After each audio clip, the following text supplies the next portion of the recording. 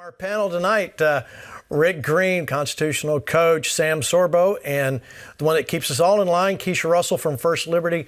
Thank you, ladies and gentlemen, for being here. All right, I want to talk about this mandate and what's really going on. But before I dive into that, I told Keisha I was going to ask her this question because I hear this misquoted all the time. So, Keisha, on behalf of America, what's the difference between a law and a mandate? So what this vaccine mandate is actually a federal regulation. Well, it's really the prelude to a federal regulation. It's called an emergency temporary standard. So before the federal government can initiate or does initiate a full final rule for a vaccine mandate like this, they have to go through a notice and comment period, and that takes a long time. If they want to do something quick, they do what they've done here, this emergency temporary standard, which goes into effect almost immediately. And in the meantime, it gives them 6 months to come up with a final rule. So right now we're in the emergency temporary standard phase, and the final rule will, if this ETS passes muster at the courts, then we'll go into the regulation phase. But the difference is that a law is actually passed by Congress, right? And these regulations, these federal regulations, are something that the Congress gives the federal administrations the authority to initiate certain regulations, like FDA can initiate regulations regarding food and drugs in our nation. So the Department of Labor, through Osha, can also do the same thing, initiate regulations about workplace safety. Although obviously the question is whether Congress actually gave Osha the authority to regulate workplace safety through vaccine mandates, which is questionable at best. All right. So look, there you go. That right there is worth you tuning in tonight. So I want to send this clip. Let's send this clip to American Airlines. Anyway, yes. We'll leave. I'll stop there. Rick Green, why? And I know Keisha knows the answer because she's a smart lady. But I'm going to ask you this, constitutional coach. Why is it?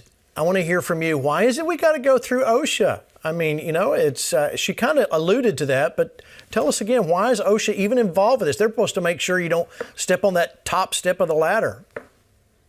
Well, the simple answer is because they know that there's no Congress that's going to pass this as a law. Even this left-wing Congress, they know they would lose the votes that barely give them a majority right now. I love Keisha's explanation, and it's actually why when I'm walking through the airport or I'm on a plane and you get that, frankly, every 30-second message, it's a federal law.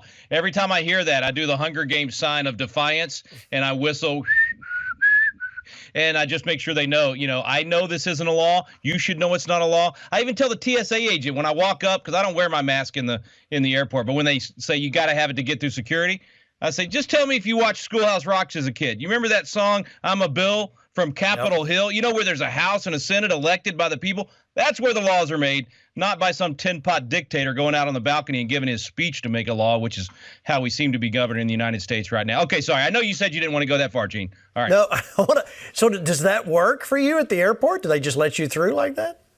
Oh, no. Well, once I give them the Schoolhouse Rocks lecture, you put your mask on. Okay, thanks. Put the mask on. And then as soon as I get through security, I take it off again. Okay. All right. So I want to play. What we're really looking for is, because they can't make it a law, they're using these regulations. And I agree with Keisha. It's not constitutional. It's not even in the authorization from Congress. So I think we stand a really good chance, thanks to First Liberty and ADF and the other organizations, of winning this once it finally gets to the Supreme Court. Yeah, I agree. And in all seriousness, thank you, Keisha, and everybody there at First Liberty. Boy, we're so thankful for their good men and women like you guys there fighting the fight for us. But I want to play this clip about OSHA suspending the mandate. Watch. It looks like the Biden vaccine mandate is in real serious trouble. OSHA today suspended enforcement and implementation of it, pending litigation in the appeals court. What's the fallout of that ruling? We have people fired over this. What's going to happen? Well, it's very appropriate that it be brought to a halt. I was the first senator, Liz, to reach out the week that this mandate was put forward to demand Labor Secretary Walsh bring this mandate to Congress to be subjected to the Congressional Review Act. That act is going to be implemented. We just got the rule here today. I expect it to be a very difficult vote for Democrats to stand by, and I think we'll have all 50 Republicans on this. I think this is going to get a vote of disapproval. The Fifth Circuit has already said that it's unconstitutional. I said this at the very beginning. I think this is in big, big trouble, and it well should be. All right, Sam Sorbo, I'm going to come to you first on that. I mean, you heard this is good news, don't you think? Or do you think it's going to go through or not? It's hard to predict, but I will say this. There is no version of mandate in the Constitution of the United States of America. And so they are just flying by the seat of their pants.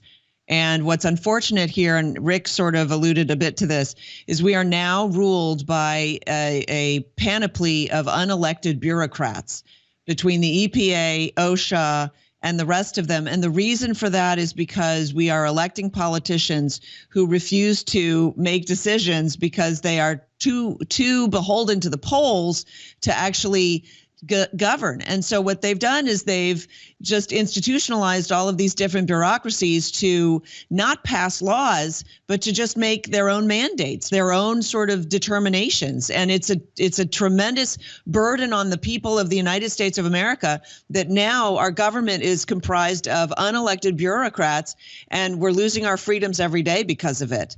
So this is just the latest iteration of this. We've been laboring under this for quite a while now. I hope that we win. I hope that this whole thing can be sort of put aside. What I struggle with is that almost the entire population of the United States, with the exception of Rick Green when he goes through the airport, maybe Charlie Kirk and a few others. Me, actually, I often play the game of how long can I keep my mask off? Most people are taught in school to behave and to follow orders and to, believe the experts, right? And so they walk around somnambulant, not questioning anything and just going along to get along. And we have to stop doing that. Well, we do have to stop doing that. All right, so let me go back to you, Keisha. On the case itself, what happens? What do you think we can expect to see coming up with this? So far all the cases have been consolidated or being consolidated to the Sixth Circuit. So there were cases filed all over the nation, and by lottery, the Sixth Circuit was chosen to decide the constitutionality of this mandate. And so right now, the Sixth Circuit is going through the procedural process, consolidating that, all of the cases, including First Liberties in the Fifth Circuit, and then we've got one in the Sixth as well. And then a panel of judges will be chosen at random to sit and preside over and decide the constitutionality of the mandate. What's the timeline, do you think, on something? When can we expect to see that? So that the panel will probably be selected in the next few weeks at least. And then, the parties will begin to get a briefing schedule, and then you'll start to see the briefs come out, and it could be a while before you see an opinion. But certainly in the next few weeks, you should see some activity. All right. So there you go, Flashpoint Army. You've got to stay in touch with what's happening. And there's a lot of great information. I'm going to push First Liberty here. A lot of great information on their website. You want to go there and stay in touch with what's going on and follow what's happening. It's a lot of great information. Let me show this tweet right here, guys. Oklahoma National Guard defies the Pentagon, won't impose the vaccine mandate. Here, the quote here is, no Oklahoma Guardsman will be required to the COVID-19 vaccine, according to Army Brigadier General Thomas Mancino in a Thursday memo. Then we have this one from Dan Snyder, wrote in here on Twitter as well. Just in, the Pentagon says National Guard members refusing COVID-19 vaccine may jeopardize their status. Pentagon spokesperson impersonator John Kirby, I added the impersonator part, says governors may not relieve individual members of the Guard from their obligation to comply with the vaccine mandate, blah, blah, blah, blah, blah. Rick, I'll go to you first on this, and I've got more that I want to hit. What is, this is just like schoolyard bullying tactics is what it looks like to me. Yeah, and I'll tell you, Gene, I'm really thankful for what Oklahoma did here, and this takes the leadership of a governor. The governor's one that had adjutant general changed and wanted a leader that would stand up to what's happening here. More governors should do the same thing. The states have got to stand in the gap here. I mean, whether it's the border or it's this mandate, we're to a point where the federal government is way outside its authority, and the states have got to push back. That's the way the founders envisioned that it would be done. It's why I'm such a champion of Convention of States, because that's a tool that can be used in the Constitution. But here's another individual way that a state can push back. And just a couple of quick points on what we were talking about before, if you don't mind, Gene. One, just a bit of trivia on this case at the Sixth Circuit. There's a chance that they'll go straight to en banc, which means all 27 judges at once. I know there's been at least one pleading requesting that. That'll speed it up to get it to the Supreme Court. Don't know if that'll actually be granted by the court at this point. But I want to say to what Sam said earlier, she is so right. And I think it's probably what's bothered me the most about all this is how quickly everybody's just bowed to these unconstitutional actions. And when I say everybody, it's not just the sheep in the airport. It's also CEOs, the titans of industry, CEO of Southwest Airlines and other major airlines, that long before OSHA even released anything, just because the president gave a speech, they started enforcing this mandate and went on television saying, I have to do it because the president said so. I mean, that tells you how poorly our civic education is in America. If we're that civically ignorant, we've got a petri dish here for bad government, for the tyranny of government, because we, the people, don't know what our rights are and how the process works. That's why your show is so important, to have Keisha on here and others to educate about this. I just want to thank you for that, and I want your listeners to start digging in and studying these things and not just bowing down. Sam raised a really important point there. I just wanted to emphasize it. Yeah, and I was actually going to – go ahead, Sam. Well, I'd love to point out that, there are a lot of people out there who don't believe in the vaccine. They don't want to get vaccinated, but they're bowing because they're afraid that they're going to sort of be left behind or be fired or be, otherwise, people will be prejudiced against them because of their standing. And I feel so bad for these people because they're compromising themselves in an effort to keep the peace, in an effort to be a good Samaritan or what have you. And they're misguided. All you have is your integrity. You have to stand for your integrity. And if you're willing to compromise that, there's not much left for you, frankly. Yeah, and don't you? And what I was going to say, Sam, about all of that is this whole administration and all of these agencies that seem to be so corrupt, they're banking on exactly what you said, Rick, that we don't know what to do. We don't know where our rights lie. And when you get that coupled with the mainstream media, and I find it interesting right now that Fox is talking about the media, and they are the media. But anyway, that's another show. The whole point is they're banking on us not doing our own investigation, because it is overwhelming. We have these, and Sam, I'll let you take this first. In America, we have been coasting. We have been kicked back, riding the wave. We just pray for our guy to get in office, and if he doesn't, we'll just buckle up for another 4 years and then get our guy back in. And that's really about the extent of what happens in government. I've said before, and I'll repeat myself because I've got the microphone.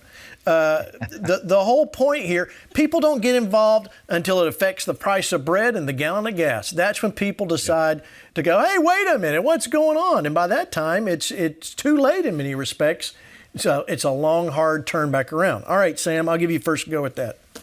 Well, people are getting involved now because it's starting to affect their children in schools, and they're getting involved in the schools. But you're right. We go along to get along, and we just sort of toe the line. And I just want to point out that they know that, and they're playing the game. They're playing the waiting game. They're playing the long game, but they're willing to wait it out. They know that there's channels that we have to go through when we're, pursuing a lawsuit, and there are delays and there are postponements. And so they're waiting it out, and they're thinking that it's all going to, I don't know if you saw just earlier today, they uncovered some emails where the governor of Minnesota, Walz, was saying, hey guys, we need to make COVID scarier so that we can scare people into getting their vaccines. And they're literally, and then within 2 weeks, he had shut down the schools and shut down all the sporting events as a way of making COVID big enough to get people more frightened. That's right. This is domestic terrorism is what that is. I don't know any better word for describing that.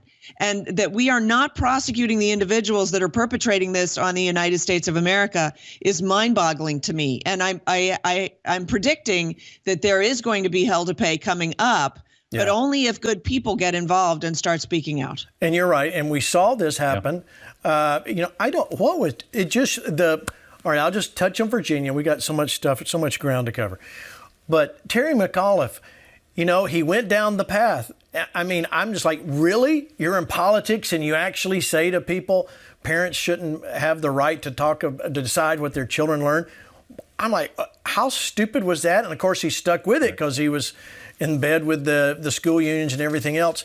You know, we do have to wake up. And you're right, Sam, we are waking up. There are parents, Gene, who agree with that. There are parents who are happy to turn their kids over and believe that they are shirking the responsibility, that they're shrugging off the responsibility of parenting their children. Maybe there are not as many as I think there are, but there are plenty of those parents who are not upset at the idea that the government knows best how to raise my children for me. And so I'm calling on all the parents who know that that's a lie to take their kids out of public school. Do not allow Caesar to educate your children if you want them to be Christian. It's that simple.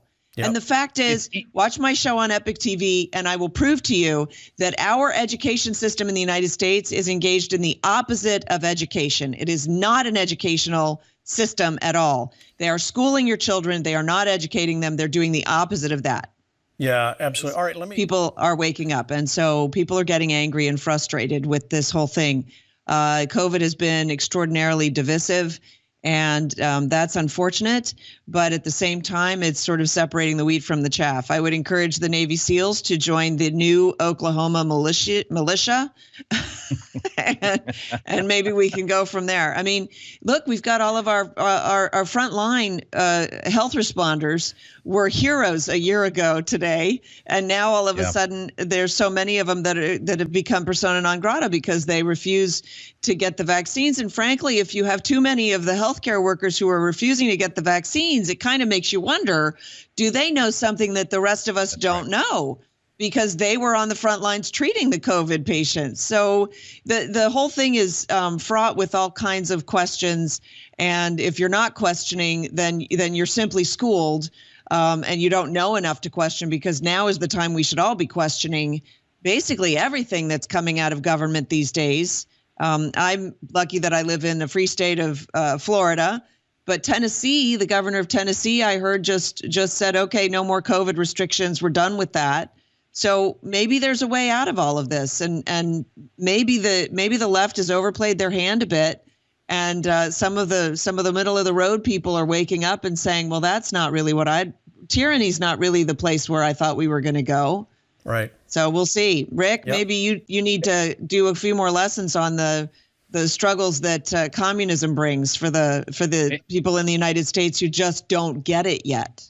It's true. Yeah, well, and I was going to say Thanksgiving next week. I mean, what an opportunity to sit around with the family and raise these questions and talk about these things. Don't do the old thing of, don't talk religion and politics. No, that's exactly what you need to be doing at Thanksgiving, in a loving way, of course, but saying, hey, how do you feel about these things? And are we losing our freedoms? And what can we do? And Gene, this will be a shameless plug, but I want to add to the list of things you can do. It's not just picking up the phone. I know people get tired of hearing that. Call your congressman.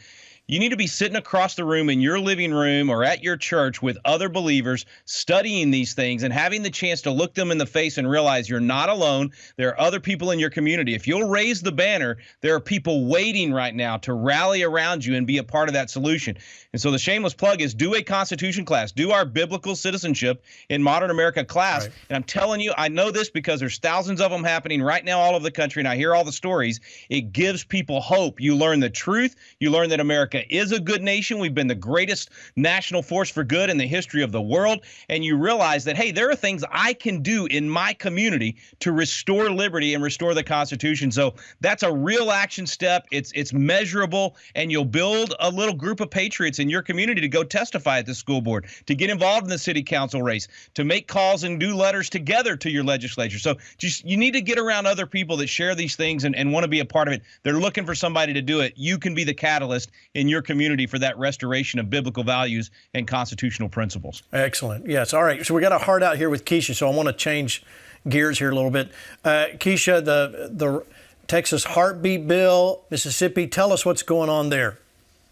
Yeah, so at the Supreme Court right now is the Texas Heartbeat Act, which was granted emergency review only a few weeks ago. November 1st is when they argued that case. And that case really isn't about the merits of the bill, which at this point, the act prohibits abortions after 6 weeks, after fetal heartbeat is detected. And the Supreme Court here is now evaluating whether the way the law is drafted is enough to shield Texas from being able to have that act enjoined. So what it really means is that the act says that only private citizens can sue an abortion clinic if they perform an abortion after 6 weeks. It's not like a typical law where the public officials are the ones who are going to be enforcing it. And right now, the Department of Justice and certain abortion providers have sued the public officials in the state of Texas. And since they can't enforce the bill, those parties really don't have standing at the court. And so the Supreme Court is trying to decide whether that is enough to shield Texas from an injunction or from the bill being evaluated. Certainly, once somebody sues in the bill, then the constitutionality of the bill can be challenged. But as it's written in its very clever way, you can't really enjoin the bill until someone sues. Now, the Mississippi law, which bans abortions after 15 weeks, that case is going to be evaluated on the merits, and the oral arguments for that will take place December 1st. So Mississippi has advanced some really compelling arguments in its brief, and it basically says, look, you don't have to overturn abortion precedent, but you need to clarify it because the Supreme Court, has said that states are not allowed to ban abortions before viability. Viability means when a baby can survive outside of the womb. At the time that was decided, that was about 28 weeks. At this point, last year, we've had babies that survived at about 21 weeks. And so one of the things Mississippi is saying is, well, how is it that we can't ban abortion before viability, but you've also said that a state has an interest in protecting the health and life of a mother and a fetus at the point of conception. And so those two things do not comport together. And so the state is really asking the court to clarify that. And they raise the argument that, look, these precedents don't allow states to account for the advancements in technology. Again, a fetus was able to survive at 21 weeks recently. And also the fact that we know that babies feel pain between 10 and 12 weeks. We know that they respond to external stimuli, things that are going on outside the womb, and those things. And we also know that abortions after 15 weeks are very dangerous and a lot riskier for women than prior to that time, 6, 8 weeks, whatever. And so Mississippi is asking the court to really clarify their law on this. And they raise some really compelling questions and present some really great arguments. I would ask everyone to read at least the first couple of pages of their cert petition. It's really very good. All right. Keisha, I know you have to go. Thank you. Please come back. But the thing to do, the solution is you've got to put the federal government back in its box. We've got to restore the Constitution.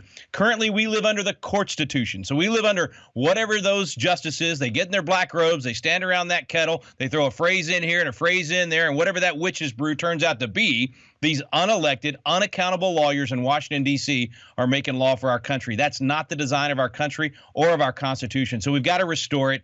That's why I'm always talking about Convention of States. That's where the states get together and say, no, federal government, you've gone too far. We're putting you back in the box. The founders at the Constitutional Convention said that's the solution. That's the ripcord. That's what you have to do when they get so out of control. And when the FBI is going after parents in this country, it's time. I mean, if that doesn't wake up the rest of the country, Sam and I have been screaming some of this stuff about the Constitution for years. The people that have been on the sidelines, now's the time to wake up and get in the fight. It is time to wake up, get in the fight. Let me bring in Dave Kabbalah here. As believers, I'm going to say this, and not just Christians. There's a lot of good people out there that they don't like this. Obviously, as believers, we understand why. But what do we do, Dave? What should we be doing about this? Well, let me draw a little context for you. I live in Loudoun County. I have been watching firsthand all of the things that are going on and these parents that are supposedly being surveilled by Merrick Garland. Let me just tell you, the very junior high school that my kids went to, There were conversations very recently of taking the urinals out of the men's bathroom because there were men without the anatomy that men have that are offended by urinals. Are you kidding me?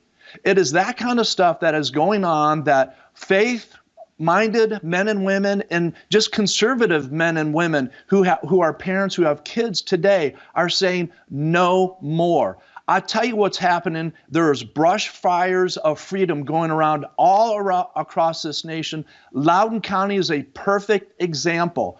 They've already lost one or two of the school boards. They've resigned, and they've done a total recall. But I tell you what, it's got to continue on with parents, but not only parents, employees.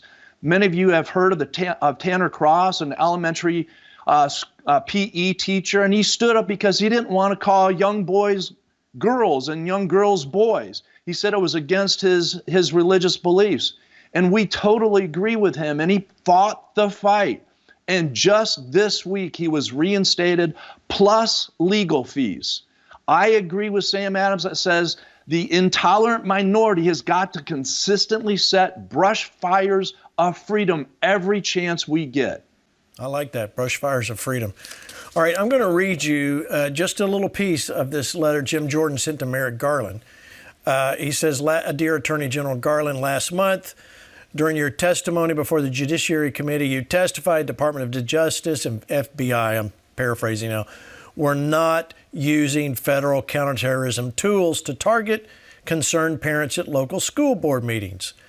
We're now in receipt of a protected disclosure from a department whistleblower showing the FBI's Counterterrorism Division is compiling and categorizing threat assessments related to parents, including a document directing FBI personnel to use a specific threat tag.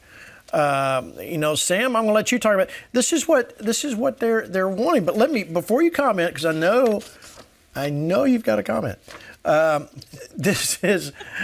me read. This is a memo from a joint message from the Criminal Investigative Division and Counterterrorism Division. Now, I'm just going to read the part you see on the screen there. It's highlighted. This memo, the Attorney General forwarded a memorandum addressing spike in harassment, blah, blah, blah. We share an obligation to ensure, I was going to say ensnare, but maybe that was faux pas. Anyway, all individuals are able to do their jobs without threats of violence or fear for their safety. This can only be accomplished with effective coordination internally between relevant divisions and thoroughly effective coordination engagement with our law enforcement partners. As a result, the Counterterrorism and Criminal Division created a threat tag, EduFficials, to track instances of related threats. Now, the point here is they're talking on both sides of their mouth, to use an old saying. At the same time, this is going against the very fabric of America, Sam. If you didn't see it, it's still hard for me to believe this is where we're at in America. So I just want to speak to sort of the meta story here.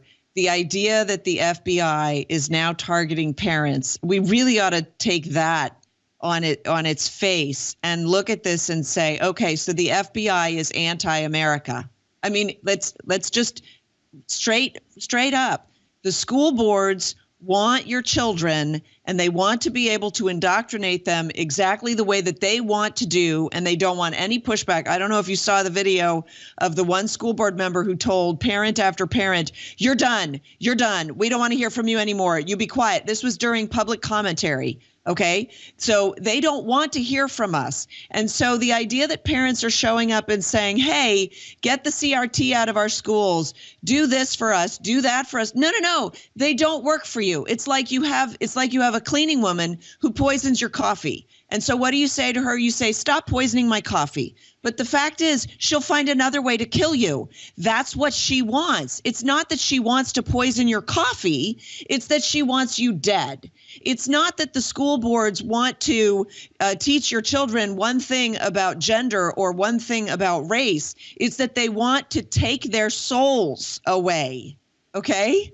So why are we having this whole conversation? It's not that the FBI wants to protect some school board members from a few parents who may be a little irate.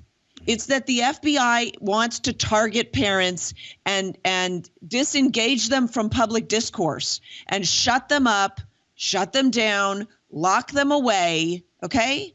That's what we have to come to terms with. And we, good people, look, good people cannot conceive of the depravity of evil, okay? I'm just here to tell you, we are dealing with a level of depravity that we are not equipped to recognize. But we have to be, because our lives are at stake and our children's lives are at stake. And here's the problem that I have is parents say, well, not in my school or not my teachers or not, this won't happen. Listen, the first time your child is raped in school is the time that you finally sit up and say, oh my gosh, I'm too late. Right. Which is what the one gentleman, I believe he was also from Loudoun County, said finally. You That's right. allowed a young man to go into the bathroom, allegedly, whatever, and rape my daughter, and now you're covering it up. And that young man who was pretending to be a girl is now arrested for accosting somebody else. I'm sorry, I'm getting a little bit passionate. I wish but you would parents, you have to save your children from the system. I really, Sam, I need you to kind of like loosen up a little bit here on this program. Tell us what. Hey, that lady's good. Somebody ought to give her a show. Oh, wait, they already did. That's right. Yeah. All right, I want to read this. This is a Christopher Rufo. We're following this story, and it goes to exactly what you're saying, Sam, about the heartland in America. Here we go. Breaking: Missouri Attorney General sues the school district for promoting critical race theory, then hiding the documents from the public. It is indoctrination. It's kids. This is why transparency will not resolve this. That's right. Well, that's the misnomer, is we think somehow we can fix that. Yeah. But the analogy stands. If your cleaning woman or your whoever is trying to murder you, taking the arsenic and putting I'm it never out getting the a cleaning garbage is not woman gonna fix again. the problem. I'm never getting anybody to clean my house. After you have cured me of cleaning women. Rick, I want you to get you to weigh in on this. Well, you know, it's the same that you have a broken system, as my friend Mark Meckler says. You have a broken system. You put good people into that, or you have transparency of it. It's still a broken system, and that's what we have. We have to change the system. And you know, as Sam's talking about that, I mean, I'm getting righteously angry. That girl was raped. They covered it up, and then the kid goes and assaults someone else. The dad's trying to be there to defend his daughter, to tell her story, and they arrest him. I mean, that's how evil this system is. And the FBI keeping all this tracking and going. Where was all of that, you know, a year and a half ago when our cities were burning? Where was all of that effort to stop that from happening? Instead of going after the people that were burning our cities, they're going after the kid that did everything right. Kyle Rittenhouse should be getting a key to the city for what he did. His restraint, his tactics. I mean, I train people on firearms. I'm telling you, this kid at 17 did a better job than, frankly, most police officers. I'm not dissing on it. I'm just telling you, I got the videos of where they haven't performed as well as this kid did. And we go after him. It's upside down. The system is broken. We have to reform the system. That's why it's not enough. I think Sam's right. Transparency is great. We need that. Electing good people and more good people, absolutely we need that. But we need we need reform in the system itself. And we need revival in the country, of course, as well. That's right. But the actual practical changes in the system as well. And we're going to get to Rittenhouse in just a moment. You're already ahead of me a little bit. I'm going to go to Dave Cabal again to wrap this up. Dave, Intercessors for America. You know, you've got your job cut out for you, and what we all do. Always things to pray about. Yeah. Well, let me just tell you, just to encourage you all, what we have seen as a widespread passion to pray for this nation has been sweeping this nation in ways that I've never seen, especially the last 3 or 4 years. You mentioned a minute ago, what if President Trump were in office? Well, the truth of the matter is he can do a certain amount. He could do a certain amount. Hopefully will do a certain amount. But what we have learned is all of us have got to stand up. We've got to be active. We've got to take our place in the civil arena. We've got to pray, hear from God, and then act. It's going to take all of us to fix this mess. The system is broke, and we need to fix it. And it's the men and women of faith that can lead the charge. Agreed.